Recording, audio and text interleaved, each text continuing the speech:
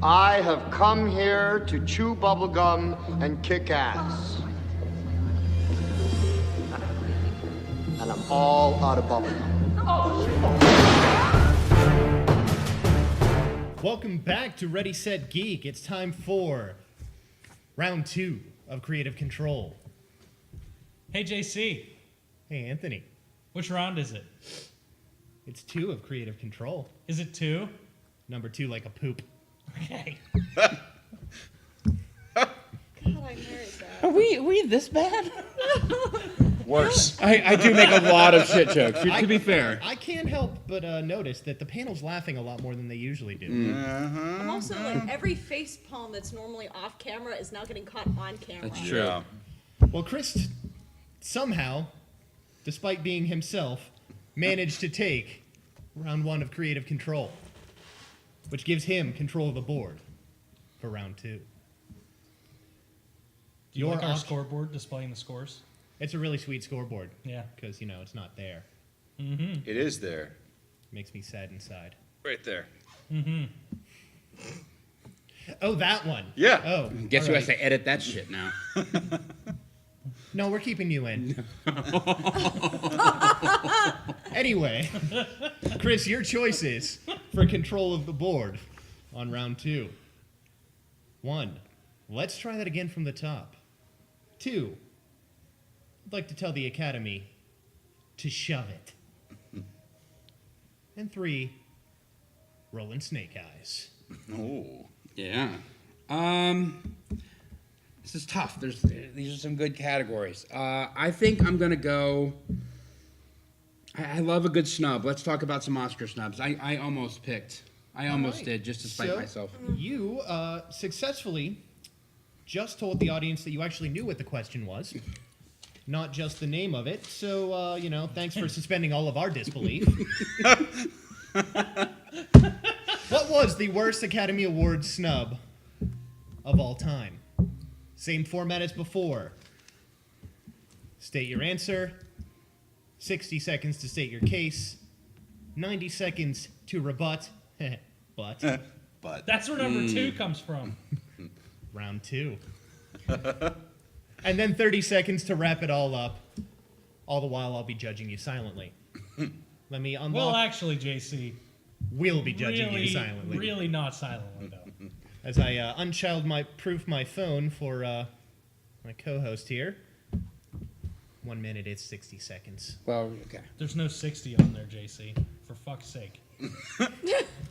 At least we don't argue. Really. There you go. The pre-show hand I'll jobs change it really from helped 1 me. minute to 59 Calms everything seconds. down. All right. So for best Oscar snub, my pick is going to be. I keep going back and forth. Screw it. Never nominated for it. Alfred Hitchcock and Vertigo, best director. Going the U2 route. All right. I appreciate that. Bono is God. He is. I think he said he's Jesus. I think he was sober. I think he actually goes by Gatto now. Yeah, it could be.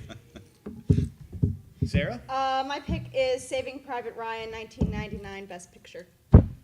And Bill? My pick is Jim Carrey for Man on the Moon.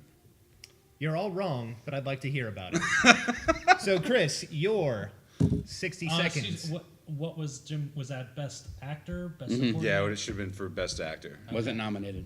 Okay. He asked me, Chris. Sorry. Chris, your 60 seconds starts meow. Vertigo is one of the most influential films in film cinema history.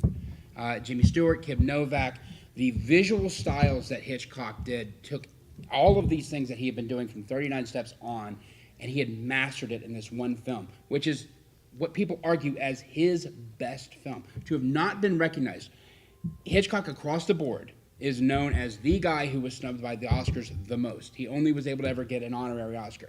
But this film, to not been nominated, and the 5 people that were on there were also Rands. And it's insane to me. He completely changed the form of how cinema was done yet again with this film, and the visual stylings and the editing in this film changed how editing was done. Film student guy will back me up on that. No, I won't. It's a brilliant performance. It's in AFI's top 15 And for that not to have been recognized for his masterpiece work is... Stop talking, your time's up. Wow, way to take my job. I literally have one. We're replacing Will actually with no, stop talking! I just really wanted him to shut up. You actually had 10 seconds. All right, Sarah. I get some vitriol here. Okay. Tell me about Saving Private Ryan. Go. Okay. Saving Private Ryan lost Best Picture to Shakespeare in Love. Let's just stop and think about that one for a hot minute. Okay, we can't because I only got 60 seconds. The story is tonally solid in its concept of like the value of life. Everything from the cinematography, from the writing to the acting, everything, every minute is about the value of a human life in a horrible time of strife. Where in the writing, it's the overlay of a mother's hope for the life of one son despite the loss of 3. The sending less than a dozen men to find one person behind enemy lines and end up losing more than they ended up saving. It's also brought out in the acting when all of the soldiers are arguing in one scene about saving enemy combatant's life. Where is the concept that he might kill more people isn't worth their own personal integrity to set free? That is it. That's the one where they go to save Ben Affleck, right? Oh, jeez. Well, actually, Anthony. If they would have let him die, he wouldn't have ever ruined Batman. So Yeah. he could have gone with that.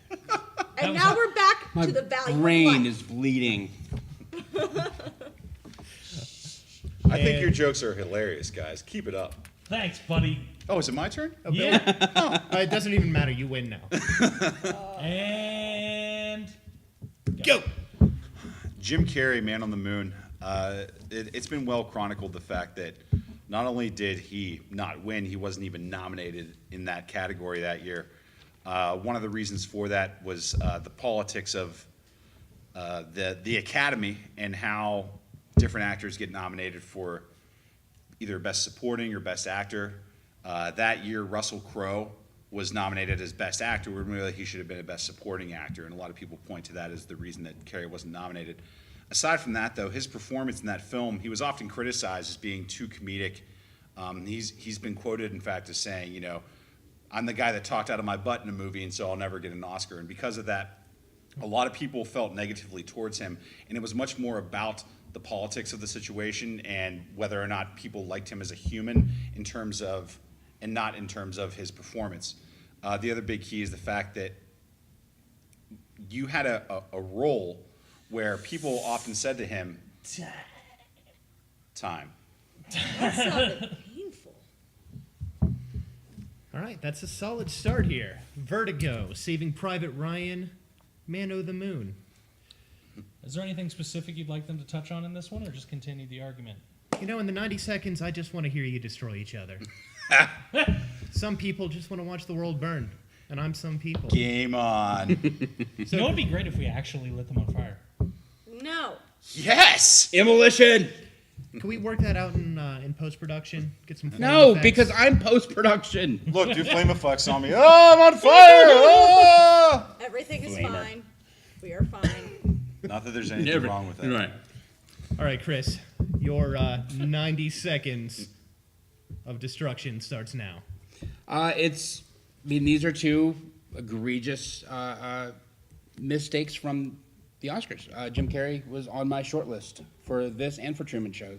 He won Golden Globes for both of them and wasn't able to get it. To say that he was blackballed because of his comedy chops and whatnot, you have to look at the swath of comedy actors who have been able to take on more dramatic roles and get nominated and make wins. I mean, Tony Stark, what? You're talking. Yeah, I am talking. But there's a big history of people being able to make that hurdle. I don't know why it didn't happen for Jim Carrey. He at least should have been nominated. I agree with that. Jim Carrey is not going to go down in the acting pantheon of greatest performers of all time. Hitchcock is one of the greatest directors of all time and redefined a genre. Saving Private Ryan is a brilliant film by a masterful director whose primary influence was Alfred Hitchcock, and his favorite film is Vertigo.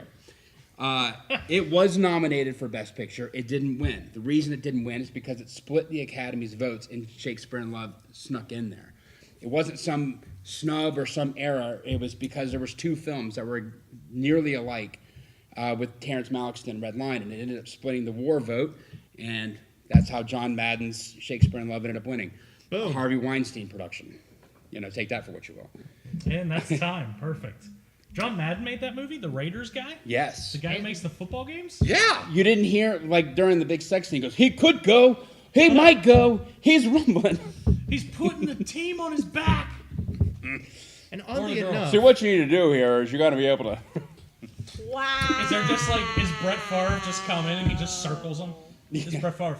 Brett Favre. Brett Favre.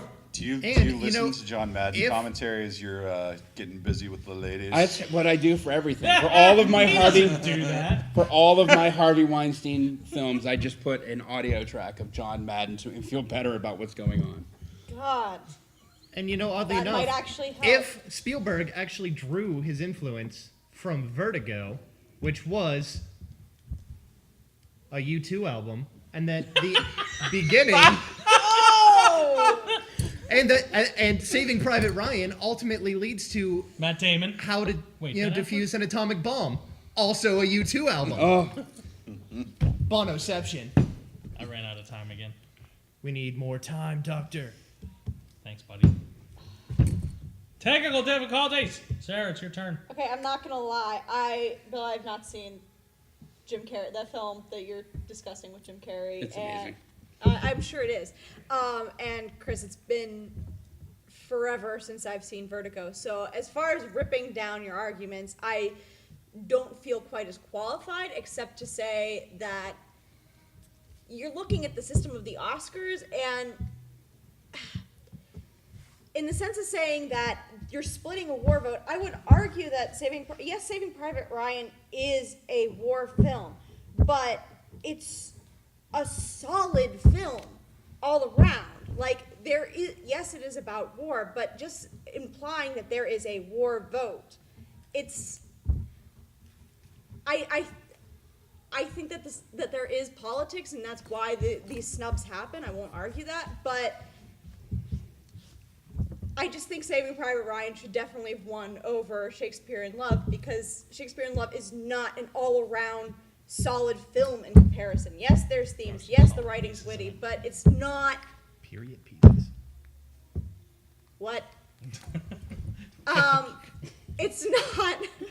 Just trying here, okay? Stop. It's a solid film. It should have won, and I'm stalling. I see my Okay, your time. Christ. All right, so That was a funny joke about that movie. it sure was. We're hilarious. Yeah. And Yeah, adorable. you guys are so hilarious. Oh, is it my turn again? You're so hilarious they talk over everyone's answers. Not everyone's. Okay. I didn't say that. You just Go thought it. ahead, Bill. Your 30 seconds. 90 We're seconds. still on I was 90. trying to cheat him, but Yeah. All right, so Jim Carrey. First of all, a couple to knock down some of the arguments. Vertigo. I mean, you could argue that Hitchcock was snubbed on any of his famous films.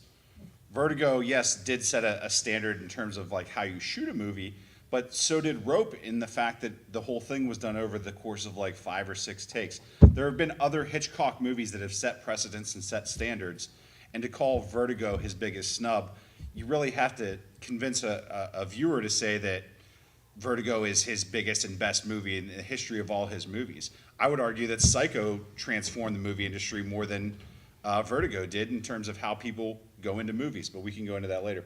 Saving Private Ryan, yes, was most definitely a snub, but again, it was the political factors at play in terms of not Democrat Republican politics, but in terms of the back channel people that helped get things won, i.e. Harvey Weinstein. He was an incredibly powerful man. That's why he was able to do the things that he did. But all jokes aside, Jim Carrey's performance in Man on the Moon, one of the biggest knocks against him was always that he's just a comedy guy. And so what did he do? He found a comedy guy that was just like him, but in the 70s, who lived this crazy, interesting life, died of cancer, and portrayed that guy in a way that made you feel for him incredibly. He got the people that were in that guy's life to be in that movie.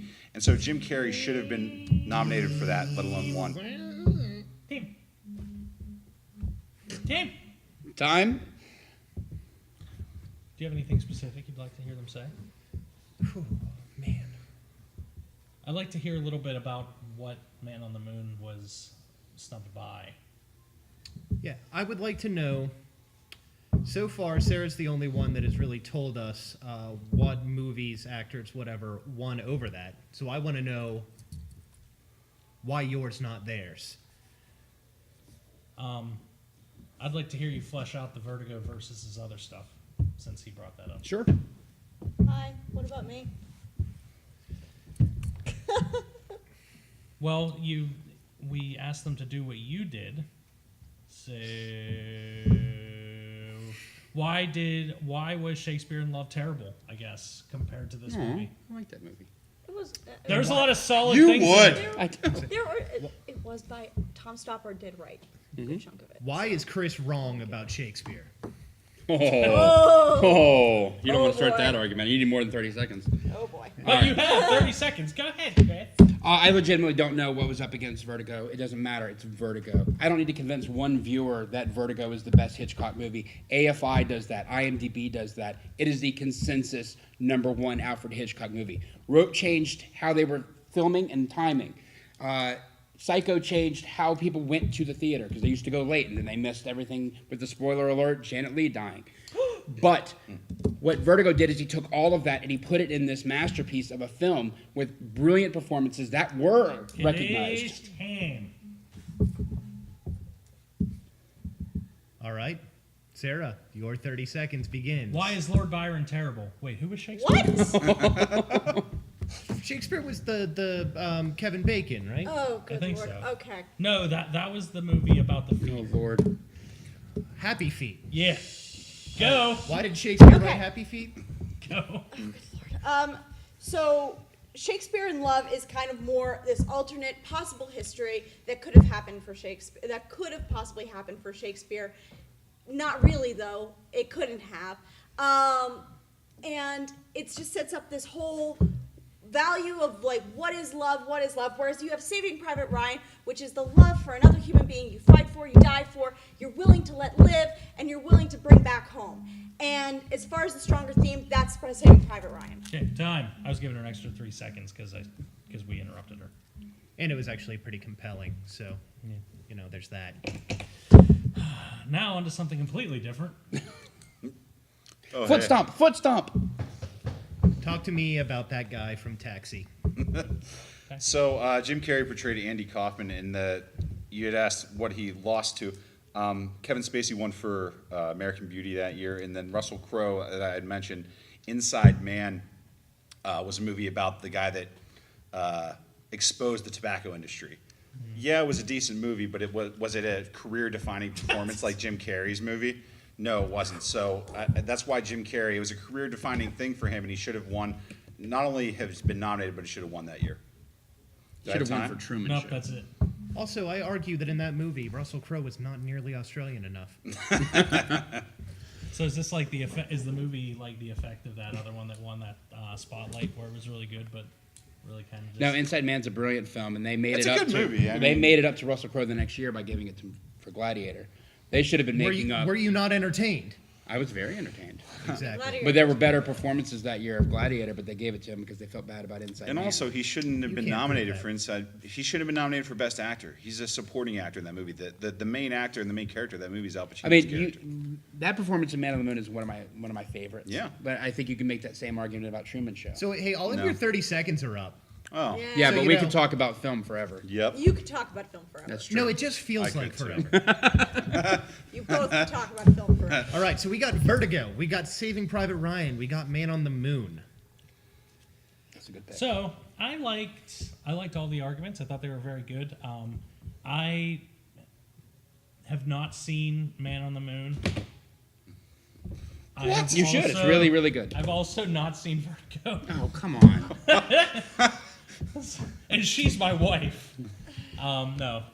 But I would really like to see all of these movies. I think that I really liked the career-defining thing. That's why I think a lot of people say, I mean, it became a joke about DiCaprio being snubbed every year, but it really kind of was. Because every time he just kind of took it another step further. In my opinion, I'm not very learned of these topics. I've just looked at the list that has Vertigo on it, I think second in the top 10 most influential movies of all time. I never heard of the other 9, but I'd heard of that one. And I definitely agree on him never winning anything is ridiculous. And I liked how Sarah went through the movie and what it was about, and how it wasn't really about the war, it was about the family and everything like that.